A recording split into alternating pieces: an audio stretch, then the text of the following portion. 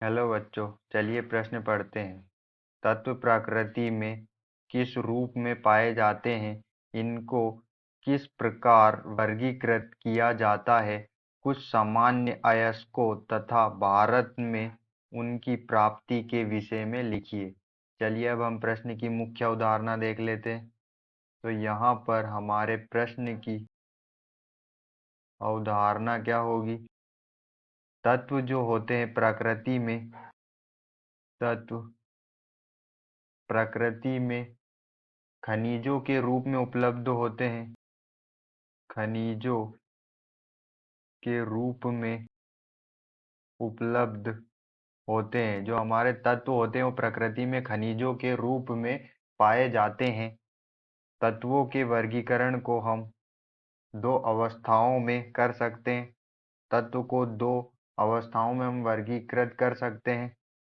तत्वों का वर्गीकरण दो अवस्थाओं में होता है, क्योंकि यहाँ हमें प्रकृति में दो अवस्थाओं में, प्रकृति से हमें यह दो अवस्थाओं में प्राप्त होते हैं, एक मुक्त अवस्था में और संयुक्त अवस्था में। प्रकृति से ये मुक्त अवस्था में और संयुक्त अवस्था में प्राप्त होते हैं, इसलिए तत्वों को दो अवस्थाओं में वर्गीकृत किया जा सकता है। यहाँ पर जो मुक्त अवस्था है, इसमें हमें तत्व सरलतम रूप में प्राप्त होता है। सरलतम रूप में प्राप्त होता है और संयुक्त अवस्था में वह अपने यौगिक के रूप में प्राप्त होता है, अपने यौगिक या अपने अणु के रूप में प्राप्त होता है। अब हम सामान्य अयस्कों के कुछ उदाहरण देख लेते हैं। सामान्य अयस्क के उदाहरण देख लेते हैं और उनकी भारत में प्राप्ति को देख लेते हैं। तो पहला हम बॉक्साइट अयस्क को देख लेंगे। बॉक्साइट अयस्क एल्यूमीनियम के निष्कर्षण में काम में आता है। इसका जो सूत्र होता है वो Al2O3 इंटू H2O होता है। यह एल्यूमीनियम के निष्कर्षण के लिए उपयोग होता है। इससे हम एल्यूमीनियम का निष्कर्षण करते हैं और यह भारत में उड़ीसा और मध्य प्रदेश